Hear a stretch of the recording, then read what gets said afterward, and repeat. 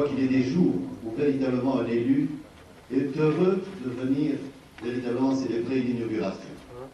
Car véritablement aujourd'hui nous avons l'exemple, et pour tous les jeunes c'est très important, qu'il est possible de réussir en Pays Basque. Il y a une grande campagne qui va être lancée actuellement, réussir en Pays Basque.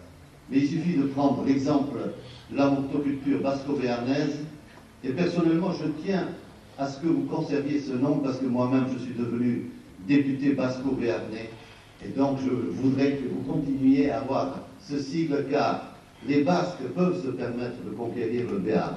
Je m'excuse pour les Béarnais ici présents, mais la preuve est faite aujourd'hui que les Basques, avec modestie, car je crois que c'est ça l'essentiel de la journée d'aujourd'hui, vous avez remarqué la modestie des créateurs de cette entreprise.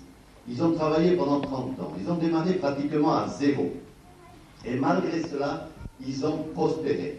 Ils ont prospéré parce qu'ils étaient sérieux, qu'ils avaient su non seulement réaliser progressivement sous leur rêve, car aujourd'hui c'est le couronnement du rêve de M. Catalogne et de M. Bidégori, mais également la poursuivre. Et souvent, on voit, malheureusement dans cette région, des affaires qui prospèrent et qui, tout d'un coup, vu leur importance, eh bien, pour une raison ou pour une autre, familiale ou autre, passer la main à des groupes plus importants.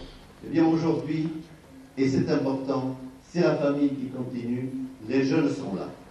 Il faut dire que peut-être Mlle Catalogne a fait un bon choix, car elle a pris un peu de sang de Garassi en la personne de M. Huald, et je suis heureux, ou plutôt, j'inverse.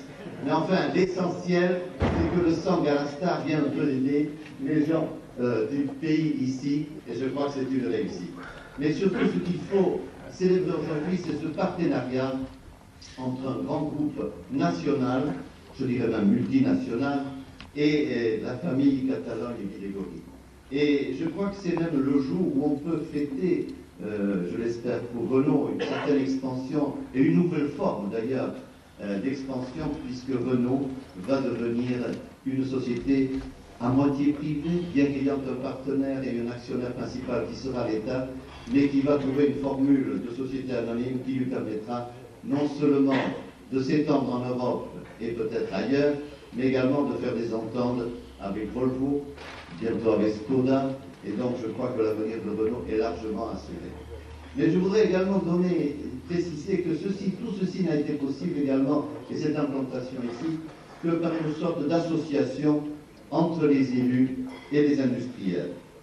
Il est certain que M. Ocadet, qui avait précédé donc Madame le maire ici d'Aïsséritz, avait fait plus ou moins redémarrer cette zone industrielle, mais dans des conditions excessivement difficiles.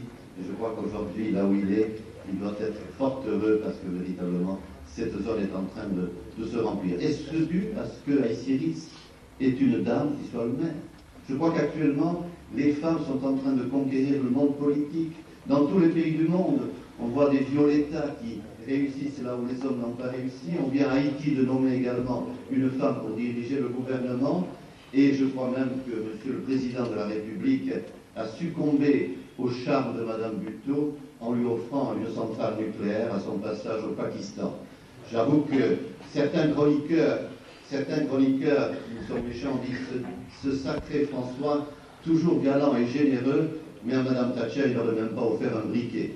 Eh bien, je crois qu'actuellement, Madame le maire, vous êtes l'exemple peut-être de la réussite des femmes en politique, et je crois que grâce à votre ténacité, et surtout je crois à votre chance, parce que je crois que les dames apportent un certain degré de chance dans les réalisations communales, vous avez réussi à accueillir la motoculture basco-béarnaise.